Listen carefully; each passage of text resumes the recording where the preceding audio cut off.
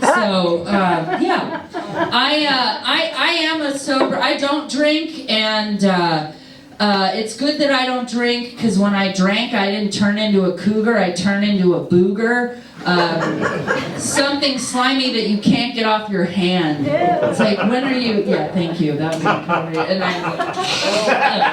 my mom hates that joke, but she's a booger, you know, so it's like, the booger doesn't fall far from the nose, you know. But I also don't do drugs either, and I didn't think drugs were really my problem, you know, like I just did, like, you know, I tried kiddie drugs, like I tried a little puff of weed or whatever when I was young. I don't think that's a big deal, you know, kids experiments, weed, that's not that serious, you know. And then I also, I did try some mushrooms too, which are natural, you know, and I know like right now they're using them right, and also they're vegetables. Mushrooms, people are like, you should eat more vegetables. So I didn't really think that was a big, you know. I had to talk to a counselor, you know, about this. I was going over it, and then, but then I realized I did try some, I did LSD, you know, a few times. I did try acid too, so that wasn't as natural. I felt natural. It felt natural to me though, which is why I tried it a couple of times through my 9th, 10th, and both 11th grade years on the weekends. So there was that, you know, and I also did peyote. I don't know if anybody here's ever, only one time. And you know, when you get peyote, they call it buttons. It comes in buttons, little, you know. And I'm like, I like fashion, you know. I probably would have gone into fashion design had I not gone into nothing.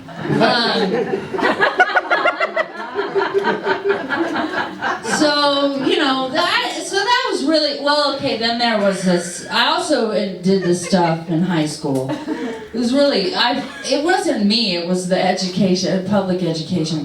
I did this stuff called Rush, and I know some of you, a lot of you, most of you, a lot of you are here, more people tonight than normal for the audience, but it's a 5 o'clock show. You know what Rush is?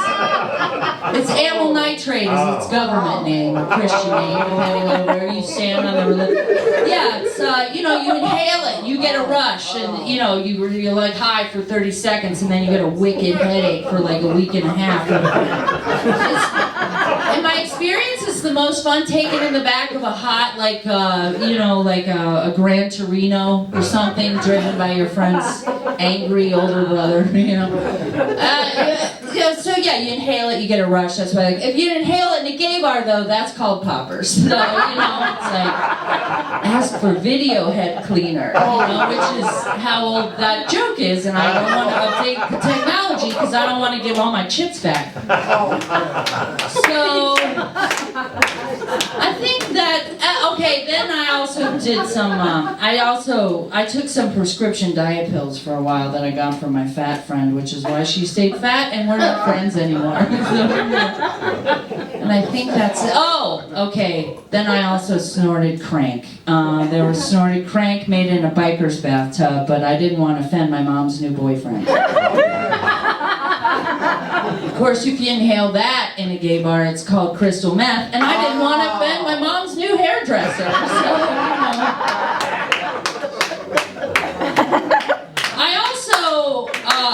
I also huffed model glue for a period. Now, I don't call that drug abuse. I call that a dark crafting period. And I had a hobby on my back like a motherfucker. You know what I'm saying? Like, was it a problem? Maybe. Did I get charged with a DIY here and there?